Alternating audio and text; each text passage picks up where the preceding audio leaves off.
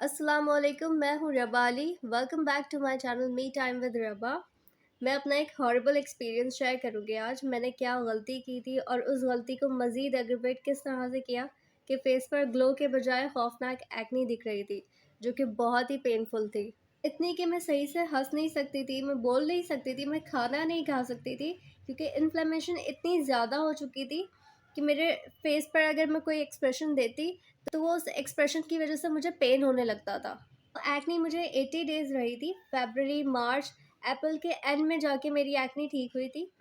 H A B H A solution use करना मेरा dream था। मैं अक्सर ही सुनती थी कि इसको लगाने से इंस्टेंट ग्लो आता है, फेस से सारा डर्ट निकल जाता है, पॉल्यूशन सारा ख़त्म हो जाता है और आपकी स्किन को ऐसा लगता है जैसे आपने फेशियल करवाया है। तो मुझे बहुत ज़्यादा क्यूरियोसिटी थी कि मुझे ये यूज़ करना है। तो लेकिन मुझे इसे ऑर्डर करने में डर लग रहा था कि पता नहीं ओरिजिनल आए या नहीं आए। तो मैंने 8 महीने वेट किया कि मेरे बाबा आएँगे और वो लेके आएँगे। तो फिर जब मुझे फाइनली ये मिला, तो मैंने इसे अप्लाई किया। फर्स्ट एप्लीकेशन मेरी बहुत अच्छी थी। मैंने 2 से 3 मिनट लगाया था, तो मुझे सिर्फ़ टिंगलिंग फ़ील हुई थी, लेकिन ऐसा कोई बर्निंग या कुछ इस तरह का नहीं हुआ था, वो सही था। सेकंड एप्लीकेशन मेरी 5 मिनट्स की थी, जो कि वो भी ठीक थी, उसमें भी मुझे कुछ नहीं हुआ था। मुझसे गलती हुई मेरी थर्ड एप्लीकेशन में। नो डाउट प्रोडक्ट बहुत अच्छा है, विज़िबल डिफ़रेंस दिखा था मुझे बिफ़ोर एंड आफ्टर का जब मैंने फ़ेस पर लगाया था इसे। फ़ेस का ग्लो देखकर मैं इसकी फ़ैन हो गई थी। लगाने का तरीका मेरा गलत हो गया था। फ़ेस क्लीन भी था और मेरी स्किन टाइट भी दिख रही थी। फर्स्ट एप्लीकेशन के 12 दिन बाद मैंने सेकंड एप्लीकेशन की थी इसकी, तो वो 5 टू 6 मिनट्स की थी। फिर उसके बाद मुझे थर्ड एप्लीकेशन जो मेरी थी वो 9 मिनट्स की मुझे रखनी थी। लेकिन हुआ ये था, एक तो मैंने 10 दिन बाद ही थर्ड एप्लीकेशन रख दी, जो कि बहुत कम टाइम था। तो उसके बाद क्या हुआ कि 9 मिनट्स की जगह वो हो गई 12 से 14 मिनट, क्योंकि उस टाइम मैं काम कर रही थी। मैंने ये सोचा कि पहले मैं ये काम ख़त्म कर लूँ, उसके बाद मैं कर लूँगी। मम्मा ने मुझे कहा मेरा टाइमर लगा होता है और आप लोग भी हमेशा टाइमर लगा के फिर इसे यूज़ करो, इसे यूज़ करना है तो। तो मेरा टाइमर लगा हुआ था। मम्मा ने मुझे कहा कि रबा फ़ेस वॉश कर लो। मैंने कहा ये पहले मैं काम कर लूँ, उसके बाद फ़ेस वॉश करके मैं सो जाऊँगी। तो मैंने अपना फ़ेस वॉश किया, वो 12 से 14 मिनट तक ये लगा रहा, लेकिन मुझे कोई बर्निंग या फिर टिंगलिंग सेंसेशन नहीं फ़ील हुई। तो मैंने कहा सब कुछ ठीक है।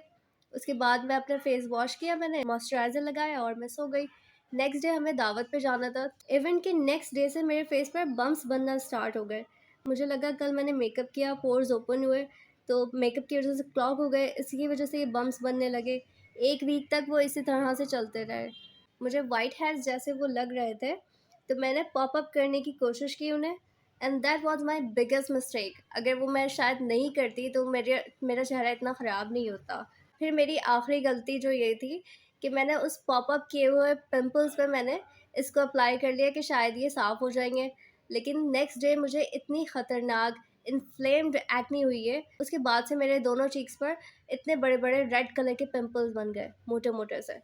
जिसकी वज़ह से मैं बिल्कुल बोल भी नहीं सकती थी। इतना दर्द हो रहा था उसमें, इतना पेनफुल था वो कि वो बर्दाश्त नहीं हो रहा था।